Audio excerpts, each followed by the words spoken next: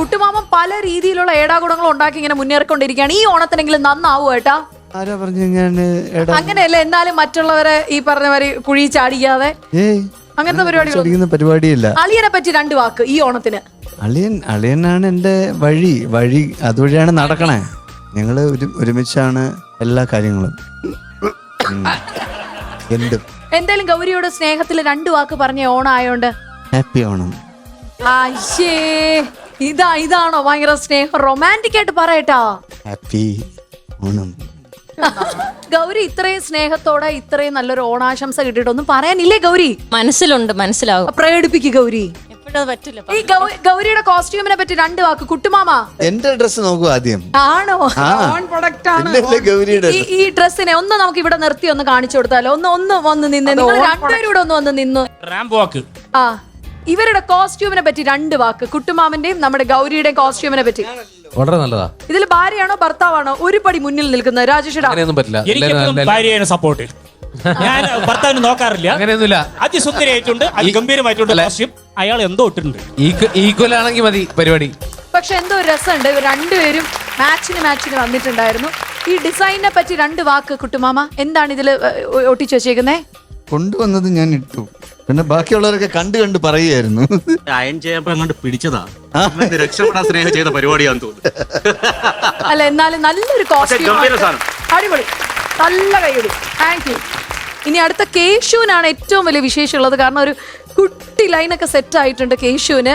കേശു വിജയിക്കോ? ലച്ചുവിന് എന്നാ തോന്നുന്നേ? അതില് ഏതാണ് ഉദ്ദേശിച്ചത്? കുറെ ഉള്ളോണ്ടേ. മെർലിനെ. ഞാൻ പാവം, ഞാൻ അങ്ങനൊന്നും തേക്കത്തൊന്നുമില്ല. എന്നെ കുറിച്ച് ലച്ചേച്ചി പറഞ്ഞു. ചേച്ചി പറഞ്ഞോട്.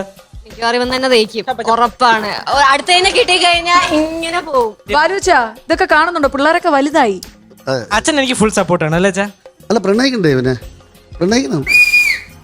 ഞാൻ അമ്മയോടാ ചോദിക്കുന്നത്. കേശു ഇങ്ങനെ ഒരു പെൺകുട്ടിയെ വിളിച്ച് രാവിലെ വീട്ടിൽ വന്ന് നിൽക്കുകയാണെ അമ്മ എന്നാ പറയും? പറയാ, കൊച്ചിനെയും ചെറുക്കനെ വിളിച്ച് വീട്ടിനകത്തോട്ട് കയറ്റും.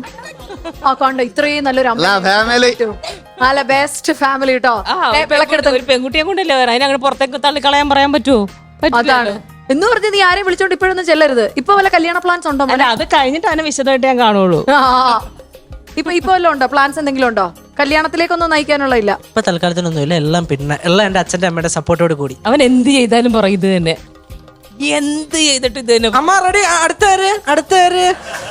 നമ്മളൊക്കെ ബാൽചേട്ടാ പഠിച്ച് പാസ്സായി ജോലി മേടിച്ച് ശമ്പളം നേടുന്നത് പോലെ ജനിച്ച ദിവസം തൊട്ട് ജോലി എടുത്ത് ശമ്പളം മേടിച്ച് വീട്ടുകാർക്ക് കൊടുക്കുന്ന ഒരാൾ ഇവിടെ ഉണ്ട്. ഹലോ, ഓണമാണ്. എന്താണ് ഒരു നാണം? ഓണക്കോടിക്കാണ്. ചേച്ചി അനിയത്തി ഒരേ ഡ്രസ്സിലാണല്ലോ എത്തിയിരിക്കുന്നേ. നിങ്ങൾ പറഞ്ഞാണോ ഈ ഡ്രസ് ഇട്ടേക്കുന്നേ? അല്ല, കൊളാബ് കിട്ടിയതാ.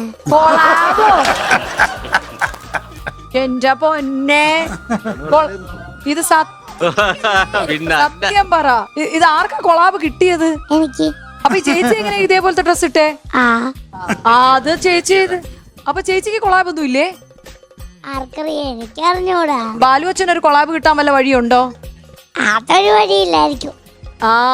അച്ഛാ, കൊളാബിനുള്ള വഴിയില്ല കേട്ടോ. ഇതില് ഏറ്റവും നല്ല രസത്തിൽ ഇന്ന് ഡ്രസ് ചെയ്തിരിക്കുന്ന ചേട്ടനാരാ? ചേച്ചിമാരെ നോക്കണ്ട, ചേട്ടന്മാരില് മൊത്തത്തിൽ ഇതാ ഇവിടെയുണ്ട് കുറേ ചേട്ടന്മാരുണ്ട്. നീ നടന്നൊന്ന് തൊട്ട് കാണിച്ചാ. നീ എല്ലാവരുടെ അടുത്തൊന്ന് പോയിക്കോ. ഒന്ന് പോയിട്ട് ചേട്ടന്മാരെ മാത്രമേ നോക്കാവൂ. ആദ്യം നോക്കണം, എല്ലാരും ഒന്ന് നോക്കിയിട്ടേ പറയാവൂ, അല്ല ചുമ്മാ പറയരുത്.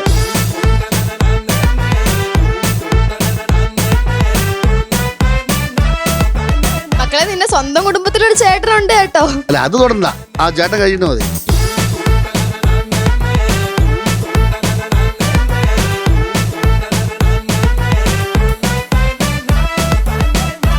എന്നിട്ട് ഇനി തൊട്ട് കാണിക്കണം ഏറ്റവും നല്ല സുന്ദരനായിട്ട് ഡ്രസ് ചെയ്ത് വന്നിരിക്കുന്ന ആ ചേട്ടൻ ആരാണെന്ന്.